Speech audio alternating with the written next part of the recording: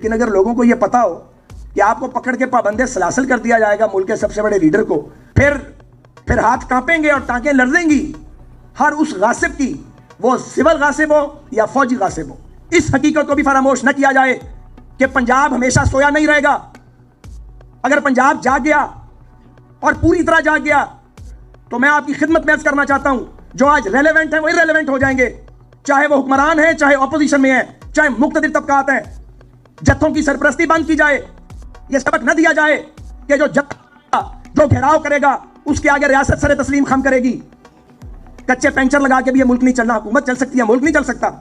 रियासत को खतरात लाहक हैं, भी अच्छी नहीं है। अब इसको गिरा दो, अब उसको ले आओ। ये टोटकों से और टोटों से हुकूमत नहीं चलनी। ऐसे नहीं रगड़े निकला करते। ऐसे जेलों में डालकर आप समझते हैं कि लोगों को तोड़ देंगे। कोई एक आदमी टूटा है? कोई नहीं टूटता। मुझे इमरान खान से कोई नफरत नहीं है, मेरा बड़ा ताल्लुक रहा है उनके साथ। कभी उनकी कुर्सी भी पड़ी हुई है, एक वक्त आएगा उसी कुर्सी पे बैठेंगे। वो भी एक सियासी हकीकत बन चुके हैं, मगर मछली पत्थर चाट के ही वापस आएगी। कि 5 लाख 10 लाख आदमी 22 करोड़ के मुल्क में रोड पे आ सकता है कौन? के लोग करोड़ों वोट देते हैं, लेकिन जब वक्त आता है तो लोग बाहर नहीं निकलते। पार्लियामेंट भी बार बार मार्ज़े वजूद में आती है। जंगल का कानून इसमें नाफिज है। अस्सलाम वालेकुम नाज़रीन कराम, आपको मुकम्मल वीडियो दिखाते हैं। साद रफ़ीक आज अपनी पार्टी और तमाम सियासी पार्टियों पर फट पड़े और पूरे मुल्क को तनबीह कर दी कि होश के नाखन लें। ख़ास तौर पर सियासी जमातें और स्टैब्लिशमेंट को कहा कि ये मुल्क के साथ क्या हो रहा है। खुदा रहा इस मुल्क के बारे में सोचें, इस मुल्क की आवाम के बारे में सोचें। कहीं ऐसा ना हो कि आवाम का पैमाना लबरेज हो जाए और वो सड़कों पर निकल आएँ। आप ये वीडियो देखिए, फिर इस पर डिटेल में बात करते हैं। मैं समझता हूं कागजों में आज़ाद हुआ था। आज़ादी पाकिस्तान के आम आदमी तक पहुंचने नहीं दी गई। और तीसरी सच्चाई यह है कि इस रियासत में जहां आइन भी मौजूद है, कवानीन भी मौजूद हैं, पार्लियामेंट भी बार बार मार्ज़े वजूद में आती है, जंगल का कानून इसमें नाफिज है। और रियासत को जंगल बनाया गया है। जब जब इसको ठीक करने की कोशिश की जाती है, जो लोग इसे ठीक करने की कोशिश करते हैं वो या भारतीय एजेंट करार पाते हैं, या गद्दार करार पाते हैं, या शरपसंद करार पाते हैं, या बागी करार पाते हैं। और फिर उनमें से बाज़ लोग पटरी से उतर भी जाते हैं, और वो पटरी से उतर के ऐसा नुकसान पहुंचाते हैं जो इररिपेयरेबल लॉस होता है, मगर फिर भी सबक नहीं सीखा गया। और यह भी सच है कि पाकिस्तान में नजरिया ज़रूरत उसकी बदरू अब भी घूम रही है। जैसे अयूब खान की बदरू अभी तक दफन नहीं हुई, नजरिया ज़रूरत की बदरू भी दफन नहीं हुई। ये बदरूहें जो हैं, इन्होंने पाकिस्तान का घेराव किया हुआ है। और उससे अगला कड़वा सच ये है कि पाकिस्तान की सियासी जमातें जो अपने आप को मुनज़्ज़म नहीं कर सकी और शाही सल्तनतों में तब्दील कर दी गई हैं, ये बड़ा कड़वा सच है। और जब हम ये फैसला करते हैं कि हमने मार्शल लॉ का मुकाबला करना है, तो ये भूल जाते हैं कि इसकी कोई तैयारी हमने नहीं की है और हम इसका कभी बंदोबस्त नहीं करते। और ये बीमारी पाकिस्तान की तमाम सियासी जमातों को लाहक है कि यहाँ पे हम नाम की जमहूरियत देते हैं, अमली जमहूरियत भी जमातों के अंदर नहीं देते हैं। तो मैं ये समझता हूँ, बहुत लंबी बात नहीं करनी चाहिए, लेकिन मैं ये समझता हूँ कि अगर हमने पाकिस्तान को ट्रैक पे डालना है तो सबसे पहले पाकिस्तान की पॉलिटिकल पार्टीज को अपने आप को आम आदमी तक ले जाना पड़ेगा। ये एक सवाल है कि लोग करोड़ों वोट देते हैं, लेकिन जब वक्त आता है तो लोग बाहर नहीं निकलते। और बाहर निकल के लोग सियासी जमातों की कॉल पे लाखों लोग क्यों नहीं निकलते? वोट करोड़ों मिल जाते हैं, लोग हजारों निकाल रहे हो तो एड़ी चोटी का जोर लग जाता है। उसकी वजह है कि सियासी जमातों ने बशमूल मेरी जमात के अपने आप को मुनज़्ज़म ही नहीं किया। अगर आप अपने आप को मुनज़्ज़म करें, आप लोगों के मसाइल जो हैं, आम आदमी का मसला, जो गली का मसला है, गाँव का मसला है, उसके साथ अपने आप को रिलेट करें, अपनी क़यादतों को तरबियत दें और पिक एंड चूज़ ना करें, तो फिर आप देखें इस मुल्क में कभी मार्शल लॉ नहीं आएगा। अगर ये मालूम हो कि 5 लाख 10 लाख आदमी 22 करोड़ के मुल्क में रोड पे आ सकता है, कौन मार्शल लॉ लगाएगा पाकिस्तान में?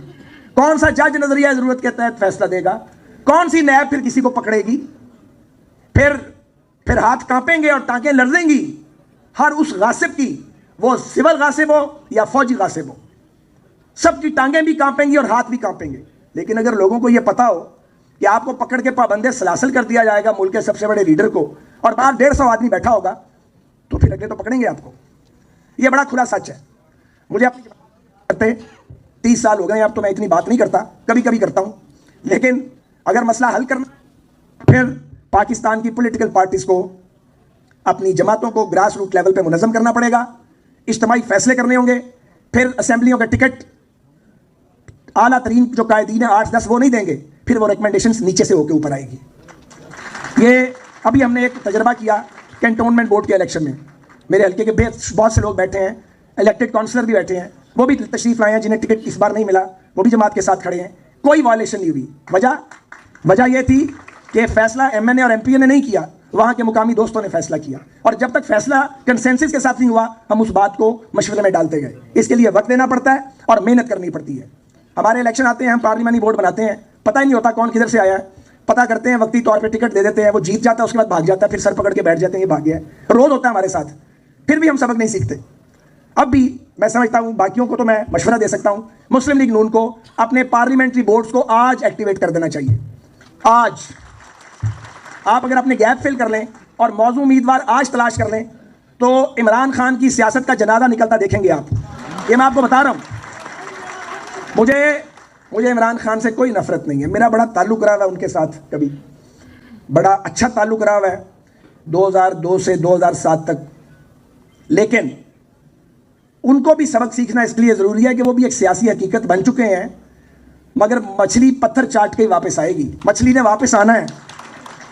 और मैं 4 साल से ये बात कह रहा हूं कि हमारे ट्रक पे उनकी कुर्सी भी पड़ी हुई है, एक वक्त आएगा उसी कुर्सी पे बैठेंगे। अगर पीपल्स पार्टी और मुस्लिम लीग जो दरिया के 2 पार्ट हैं, मिलते भी नहीं हैं, जुदा भी नहीं होते, अलग अलग सियासी जमातें हैं, अपना अपना फलसफा है, लेकिन जब इस मुल्क में पॉलिटिकल स्ट्रगल शुरू होती है तो हमें इकट्ठे होना पड़ता है, ये सियासी बरादरी को इकट्ठे होना पड़ता है। इमरान खान साहब, आप इस सियासी बरादरी के मेंबर ही नहीं बने, आपने तो किसी से हाथ ही नहीं मिलाया, आपने तो आज सुबह एक तैनाती नैब लाहौर में करवाई है, ब्लेटेंट वायलेशन है रूल्स की, ब्लेटेंट। एक ग्रेड 22 के अफसर को उठाया पूरे पाकिस्तान से, तो रूल्स रिलैक्स किए हैं और उनको पहले डीजी नैब लगाया है और आज डीजी लाहौर पोस्ट कर दिया है, ताकि पीएमएलएन का जो बाकी अभी कोई अगर समझते हैं रगड़ा नहीं निकला, वो भी रगड़ा निकाला जाए। ऐसे नहीं रगड़े निकला करते, ऐसे जेलों में डालकर आप समझते हैं कि लोगों को तोड़ देंगे। कोई एक आदमी टूटा है? कोई नहीं टूटता। नाज़रीन इकराम, आपने वीडियो देखी, साद रफ़ीक अपनी पार्टी समेत तमाम सियासी पार्टियों पर फट पड़े और वाज़ेह तौर पर कह दिया कि अगर इस मुल्क के बारे में न सोचा गया तो अवाम खुद कुछ सोचने पर मजबूर हो जाएगी।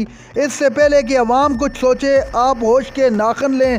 साद रफ़ीक का कहना था कि पार्टियों के अंदर जब तक जमहूरियत नहीं आएगी उस वक्त तक अवाम पार्टियों के साथ आपको खड़ी नहीं दिखाई देगी। यही वजह है कि आप जब कॉल देते हैं तो अवाम बाहर नहीं निकलती, अवाम जानती है कि बाहर निकलने का कोई फ़ायदा नहीं।